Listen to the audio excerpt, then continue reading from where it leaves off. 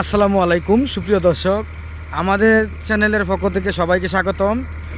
এই যে আজকে একটি রানিং গাড়ি দেখাইতেছি, তো আজকে আমরা আপলোড দিব, সবাই আমাদের সঙ্গে থাকবেন। আর অনুগ্রহ করে সকলেই ভাই বোনেরা সবাই নতুন চ্যানেলটি সবাই সাবস্ক্রাইব করবেন, আমাদের সঙ্গে থাকবেন। ভালোই আছো? এ নাঙ্গল দিলুস,